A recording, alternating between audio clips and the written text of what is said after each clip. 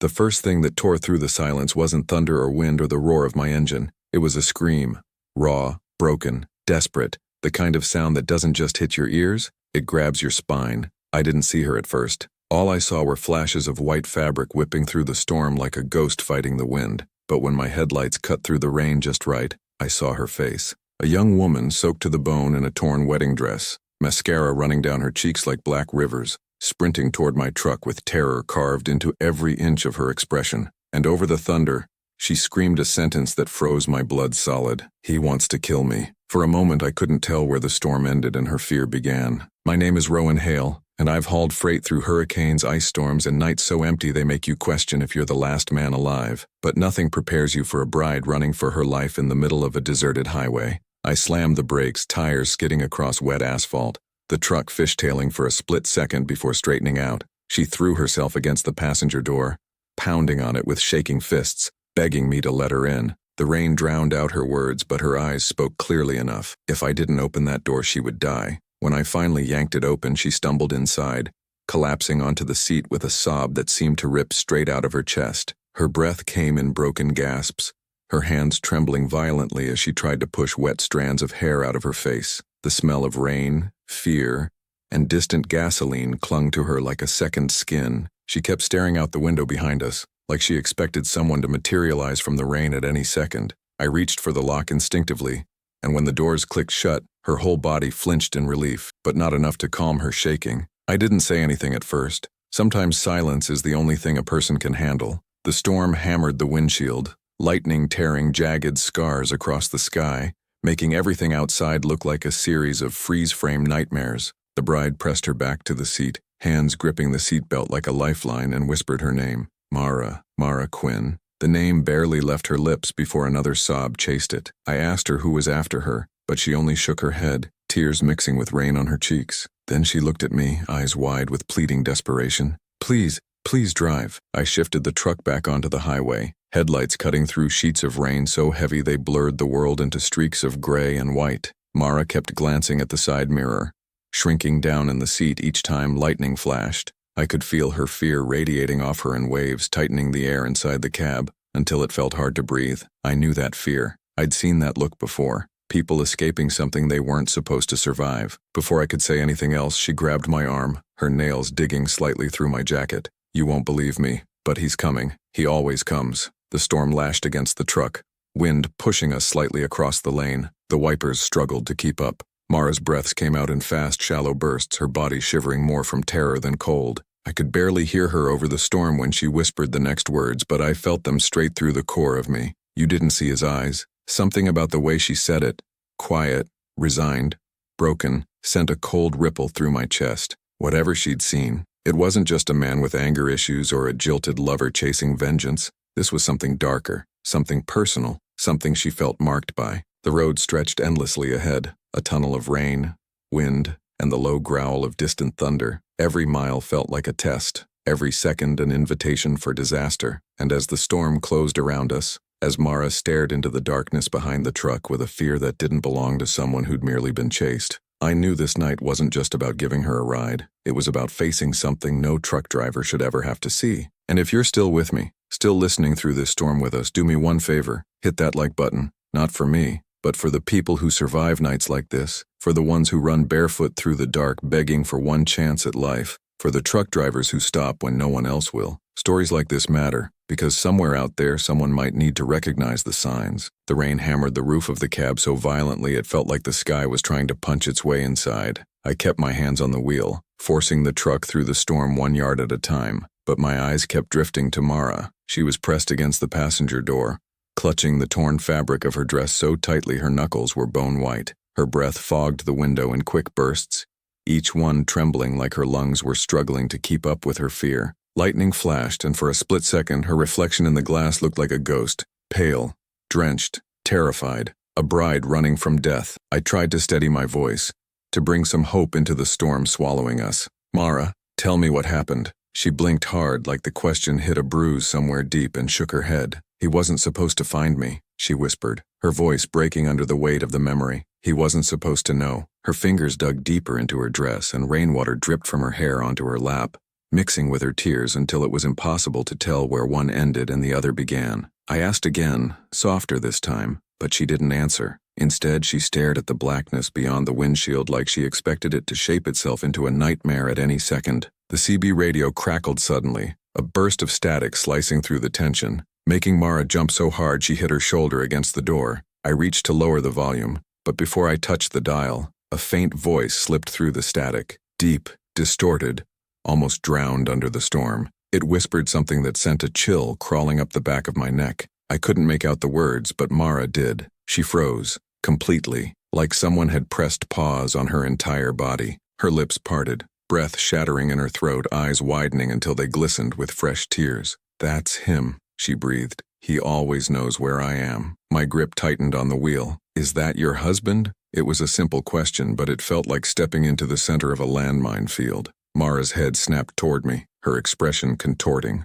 not with confusion, not with fear, but with something close to revulsion. "No," she said, "not my husband. I never made it to the vows." Her voice cracked, the storm swallowing the rest. She turned her face back to the window, rain streaking across the glass like scratch marks from the sky. "He followed me before I even got to the aisle." Another flash of lightning lit the road, and that's when I saw it, something standing on the shoulder a few hundred feet ahead. A shape, tall, still, waiting. I blinked hard, trying to clear the rain blur from the windshield, but the figure didn't vanish. It remained there, motionless, just outside the reach of my headlights. Mara saw it too. She gasped, her fingers clawing the edge of the seat. "That's him. Rowan, that's him. You have to drive faster." But something was wrong. The figure didn't move as we approached, didn't shift, didn't step back, didn't react to the truck barreling toward it at 40 miles an hour. The storm whipped around him, but he stood completely still, too still. When the headlights finally washed over the spot where he stood, the road was empty, as if he'd dissolved into the rain itself. Mara covered her mouth, shaking her head violently. I felt a cold dread tightening around my ribs. I'd seen a lot on the road. Accidents, fugitives, desperate people hiding from desperate things, but this was different. This was intentional. Someone wanted her terrified. Someone wanted her found. Someone wanted her brought back alive or dead. And I was starting to realize I had just driven us straight into a storm. The wipers fought the storm like they were drowning, barely keeping the windshield clear enough for me to see 10 feet ahead. Mara was trembling so violently the seat vibrated beneath her. She kept whispering the same sentence under her breath. "He saw me. He saw me," like she was trying to convince herself it wasn't real, even though every part of her body screamed that it was. I wanted to tell her she was safe, that no one could follow us through a storm like this, but I'd be lying. Even I could feel it now, a presence behind the rain, watching from somewhere we couldn't see. Thunder rolled across the sky like a giant dragging chains over the clouds. I leaned forward, squinting through the sheets of water as the road bent into a curve. Something in my gut twisted. I've driven this highway 1,000 times. Storms, snow, pitch-black nights. I know how fear feels and I know how danger smells. But this felt different, like the road itself was waiting for something to happen, like it was holding its breath. As we rounded the curve, Mara let out a sharp gasp. She pointed a shaking hand at the side mirror. "There!" she cried. "Rowan! There!" I glanced, and my heart sank like a stone thrown into deep water. A second pair of headlights appeared far behind us, distant, but growing, too steady, too controlled, too perfectly aligned with our lane, as if the driver could see us clearly through the storm. Mara's fingernails dug into the door, her voice cracking. "That's his car. I know those lights anywhere." I eased my foot onto the accelerator, the engine growling as I pushed the truck harder. Rain sprayed off the tires in violent arcs. The second pair of headlights grew brighter, cutting through the storm with unnatural precision, closing the distance inch by inch. My pulse hammered in my neck. "Who is he, Mara?" I asked, my voice low but shaking despite my effort to stay calm. "Why is he chasing you?" She shook her head, tears mixing with rainwater on her bare shoulders. "He wasn't supposed to come after me. He wasn't supposed to." Her voice cracked. I saw something I wasn't meant to see. The road straightened into a long stretch. Nothing but open highway and rain pounding the asphalt in relentless waves. I pressed the pedal all the way down and the engine responded with a deep, furious roar. The headlights behind us flickered for a moment as a gust of wind slammed across the lane, but they stayed on us, glued to our trail like a predator locked on its target. Mara curled into herself, sobbing into her hands. Every sob shook her entire body. "Rowan, please, don't let him get me." I looked at her, really looked at her. The soaked dress, the bruises on her arms that rain couldn't hide, the terror bleeding through her voice. She wasn't running from a man in a jealous rage. She was running from someone capable of following her through a storm that should have blinded him, someone who had shattered something deep inside her, someone who wasn't chasing to talk or scream or plead, someone chasing to reclaim property he believed he owned. The CB crackled again, softly at first, then louder, and through the static, through the storm, through the crackle of electricity in the air, a voice slipped through, calm, steady and cold enough to freeze blood mid-beat. "Mara," it said, just her name, nothing else. Just her name, spoken like a promise. Mara's head jerked up, eyes wide with pure terror. "Rowan," she whispered, "he's getting closer." And when I looked back at the mirror, the second pair of headlights had vanished, not drifted away, not slowed down. Vanished, just gone, into the rain, into the black, which meant only one thing. He wasn't behind us anymore. He was somewhere we couldn't see. The only sound for a moment was the storm attacking the truck. Rain pounding the roof like fists, wind twisting against the mirrors, thunder swallowing the sky whole. I stared at the empty mirror, my breath trapped somewhere between my chest and throat. It made no sense. No car disappears in a storm like that. No headlights vanish at full speed. Mara saw it too. Her entire body stiffened, her fingers slowly lowering from her face as dread hollowed out her expression. "Rowan," she whispered, her voice barely audible over the rain. "He always disappears right before he shows up somewhere else." A bolt of lightning carved a jagged scar across the sky, illuminating the highway in a blinding flash, and what I saw for that split second made every muscle in my chest seize. A figure, standing in the middle of the road, drenched in rain, staring at us, not 20 feet ahead, not behind us, ahead of us. His outline burned into my vision even after the darkness swallowed him again. Mara screamed, her hands flying to her mouth. "No, no, no, no, he found us." I yanked the wheel instinctively, the truck swerving violently across the slick pavement. Tires lost grip, hydroplaning for a terrifying second as the trailer swung out, almost pulling us into a deadly skid. The steering wheel jolted in my hands as I fought to regain control. My heartbeat thundered against my ribs like it wanted out. The truck finally gripped the asphalt again, but the moment we straightened, another flash of lightning struck, revealing nothing on the road. The figure was gone, not running, not stepping aside, gone. Mara pressed herself into the seat, shaking uncontrollably, tears mixing with rainwater on her cheeks. "He's playing with us," she cried. "He loves doing that. He watches, he waits, he moves when you blink." Her voice cracked under the weight of it. "He won't stop until he gets me back." I didn't know what back meant, but the way she said it made my stomach twist. This wasn't just a chase. This was a hunt. And she was the prey. The radio crackled again. Not static this time. Not a voice. Something else. Breathing. A slow, heavy inhale, then a long exhale, as if someone were inches from the microphone, savoring every second of our fear. Mara covered her ears and curled into a ball, her body folding under the unbearable weight of recognition. "That's him," she whispered. "He does that before he comes closer." I grabbed the CB mic, pressing the button with my thumb, the cold metal biting into my skin. "Listen," I growled, my voice shaking with anger I didn't bother hiding. "You come near her again, and I swear." But before I could finish, the radio cut out completely. Dead, silent, like someone had severed the signal with a blade. The lights on the CB flickered, then dimmed until they were nothing but faint ghosts on the dashboard. The storm seemed to quiet for a moment, as if the world itself held its breath, and from somewhere outside, through the rain, through the wind, through the hum of the engine, I heard it, a single knock, on the side of my truck, not frantic, not weak, a calm, deliberate knock, like someone asking to be let in. For a heartbeat, I thought the knock was just thunder playing tricks on me, but then it came again, clear, precise, impossibly calm against the chaos of the storm. A single knock, then silence. Mara's head shot up, her eyes stretching wide with terror that dug into my spine. "Don't move," she whispered, her voice trembling so hard the words almost fell apart. "He knocks when he's already close." Rain battered the truck so violently it sounded like the sky was shattering, but beneath it all, I heard a shadow of breathing outside the cab. Slow, heavy, controlled, the kind of breathing that didn't belong to someone running or fighting for air. It belonged to someone who wasn't in a hurry, someone who knew he didn't have to rush to get what he wanted. I locked the doors with a trembling thumb, even though I knew deep down a lock meant nothing to whatever was out there. I leaned forward, staring into the blurred, rain-smeared mirror on my side. Darkness, nothing else, but something in that blackness felt wrong, heavy, dense, like the storm was bending around a shape I couldn't see. Mara slid down in her seat, curling into herself like she wanted to become invisible. "Rowan," she whispered, barely audible over the rain, "don't open the door, please. No matter what you hear, don't open it." Another knock. Same spot, same slow rhythm, but this time there was a voice with it, a low whisper, threading itself through the storm like it belonged to the rain. I couldn't make out the words, but Mara did, her face drained of every drop of color. She shook her head violently, hands covering her ears. "He's calling me," she cried. "He always calls before he tries to open it." The handle on the outside of the passenger door twitched, just once. A tiny metallic click that almost dissolved into the thunder. But I heard it. Mara heard it, and whatever strength was left in her snapped. She lunged across the seat toward me, grabbing my arm with both hands. "Rowan, drive!"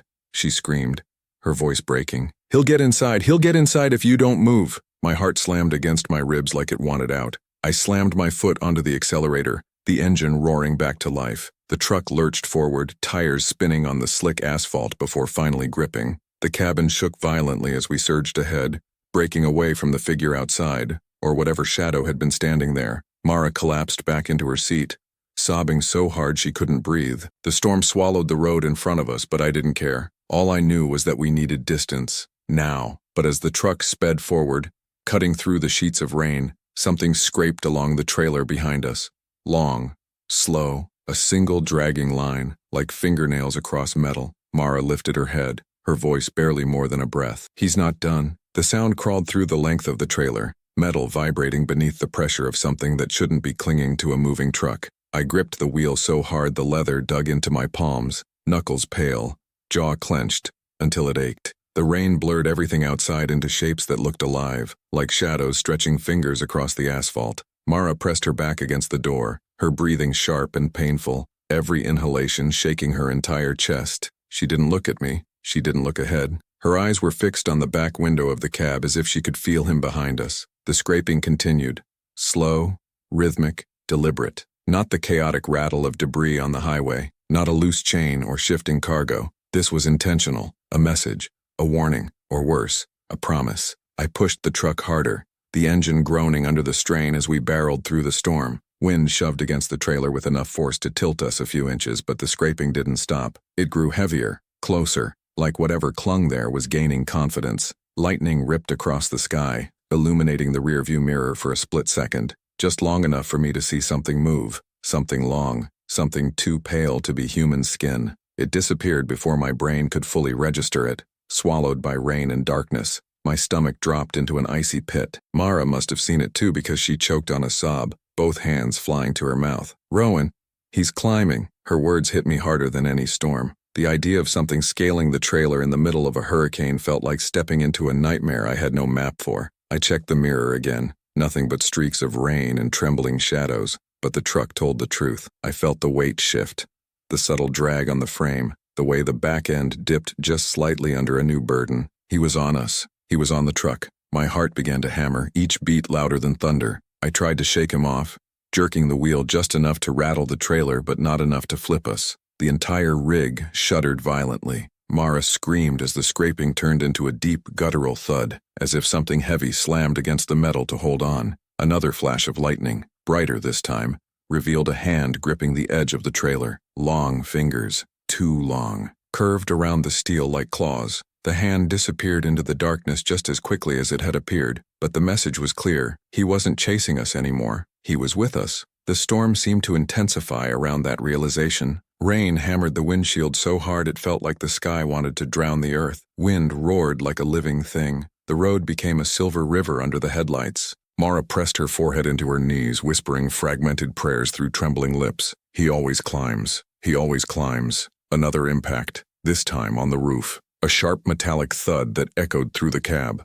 Something was above us now, crawling slowly, deliberately, settling directly over our heads with the patience of a creature that knew running was pointless. And for the first time that night, I wondered if I had made a life-saving choice when I let Mara inside or a catastrophic one. The weight above us shifted, slowly, like something crawling on its belly, dragging itself inch by inch across the roof of the cab. I could hear it through the metal, a low creak as the frame bent under pressure, a subtle vibration traveling down the windshield. Mara's breath hitched, loud enough to cut through the storm, and she pressed both hands over her ears as if she could block out the sounds. But there was no blocking this. The storm couldn't drown it out. The engine couldn't hide it. Whatever was up there wanted us to hear it. Another thud landed directly above my head. Not a stomp, too precise.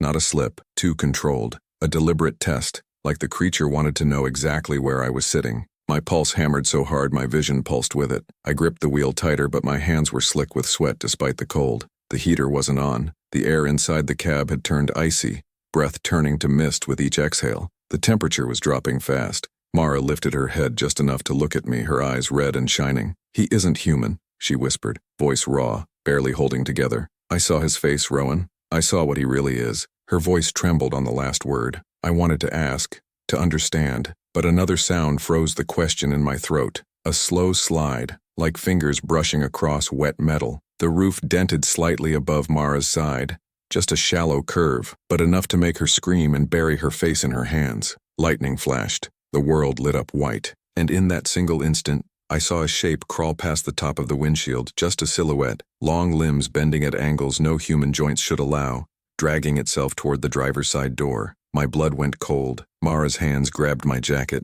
pulling with blind desperation. "Don't stop," she begged.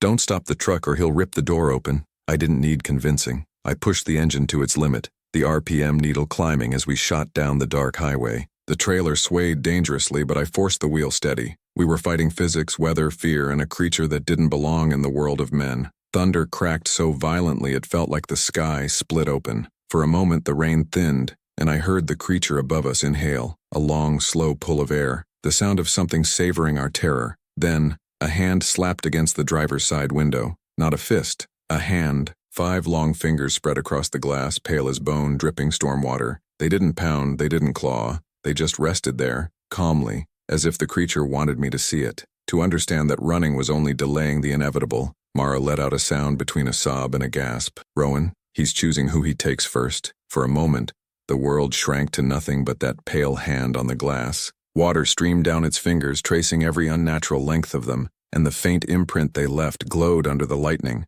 just enough for me to see that the skin didn't look like skin at all. It looked cold, wrong, like something taken from a body that never learned how to be alive. My throat tightened, and I felt the steering wheel tremble under my grip, not from the storm, from my hands. The creature didn't slam the window. It didn't try to break it. It stroked it, a slow, gentle drag of its fingertips along the glass, like someone caressing the outline of a face they planned to touch soon. Mara let out a broken whimper and curled into herself, nails digging into her arms, hard enough to leave marks. "He's choosing, Rowan," she whispered, her voice cracking with terror. "He always chooses before he takes. He touches what he wants." The hand lifted, only for a second. Then it moved upward, scraping across the top edge of the window frame before disappearing above the door. I heard it crawl, the small dents forming across the cab roof, moving toward the back like a spider deciding where to sink its weight. I swallowed, breath shaking, and pressed the pedal further even though the truck was already screaming under the strain. The speedometer climbed,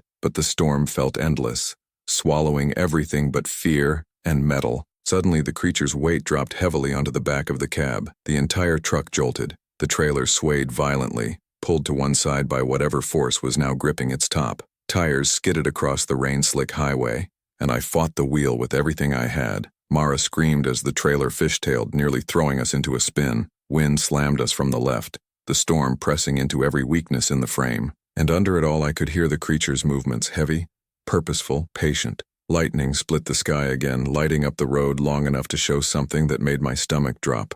A turn ahead. A sharp one too tight to take at this speed. I braced myself, knuckles white, muscles burning as I tried to keep the truck from flipping. Metal groaned. Tires screamed. Mara clutched the dashboard like she wanted to plunge her hands straight through it. The creature shifted again, as if adjusting its position, as if preparing for what I didn't know, but I felt it. The decision settling over the roof, the focus narrowing, the storm tightening around us like a fist. Mara's voice broke through the roar of rain, soft but shattered. "He chose you." Her words hit me harder than any impact the storm could deliver. The steering wheel shook under my hands, the entire truck trembling as if the creature's weight was dragging us toward some unseen edge. Chosen. Not Mara, not the bride running for her life. Me. The idea settled in my bones, cold and unwelcome, but heavy with truth. Whatever chased her didn't just want to reclaim her. It wanted the one trying to protect her. A deep groan vibrated across the roof, metal bending under the shifting mass above us. The truck jerked slightly to the right. I fought against it, leaning my entire body into the wheel to keep us steady on the slick highway. The storm howled like it was alive, rain striking the glass so hard it turned into a white blur of water and fear. Mara clawed at my jacket, her voice trembling violently. "Rowan, it's because you opened the door. You let me in. He hates when someone interferes." The engine whined under the pressure as I pushed it past the limit. I didn't know where I was driving. Maybe toward safety, maybe toward something worse. But stopping wasn't an option. The creature's weight shifted again, crawling closer to the seam between the cab and the trailer. Each movement dented the metal, leaving shallow impressions that popped inward with a sickening crack. My breath came out in broken bursts, and I could feel every instinct in me screaming the same message: don't let it inside. A sudden burst of lightning illuminated the edges of the windshield, and for one horrifying split second, I saw something dangling in front of the glass, a long, pale hand, fingers stretching downward, like they were testing the air, inches from touching the glass. Mara screamed again, grabbing at my arm so hard it nearly tore me off the wheel. The hand withdrew in a whip-like motion, like it had sensed her fear and fed on it. Then came the sound I'd been dreading since the first moment that hand touched my window. A slow peeling scrape, like something forcing its fingers under the sheet metal above us. The roof groaned. The seams strained. He was trying to pry the cab open like the lid of a tin can. I slammed my palm against the horn in pure instinct, the blast of sound cutting through the storm like a battle cry. For a moment, just a brief moment, the roof jerked upward as if the creature recoiled. The truck lunged forward with a burst of momentum, the tires cutting through a wave of water thrown across the highway.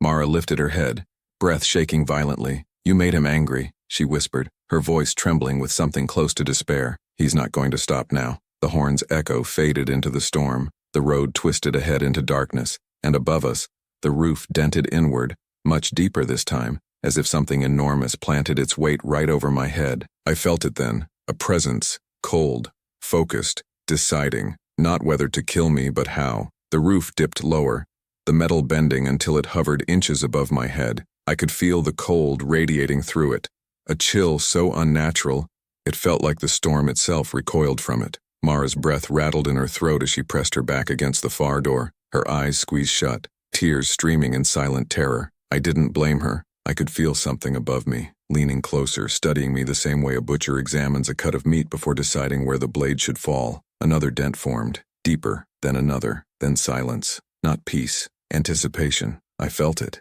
He was waiting for me to break. I didn't. I couldn't. I slammed my fist onto the steering wheel and yanked the truck into the emergency lane, letting the wheels slice through the floodwater pooling along the shoulder. The entire rig shook violently, exactly what I wanted. The creature above us slipped, its grip faltering for the first time since it landed. The roof popped upward as the weight shifted, and in that brief opening of opportunity, I tore the truck off the road and onto the muddy embankment. The impact jolted everything. Bags, gear, loose tools, slamming us around like we were trapped inside a metal storm. Mara screamed as the creature rolled across the roof, its limbs scraping, searching for purchase. Then, a heavy thud behind us. He'd slipped onto the trailer. I punched the accelerator again, mud spitting everywhere, the truck clawing its way back onto the highway. Lightning struck in the distance, lighting up the road, and that's when I saw it. A tunnel underpass up ahead, narrow and low, just low enough for the cab to fit through, but not something clinging to the roof. Mara gasped the moment she understood.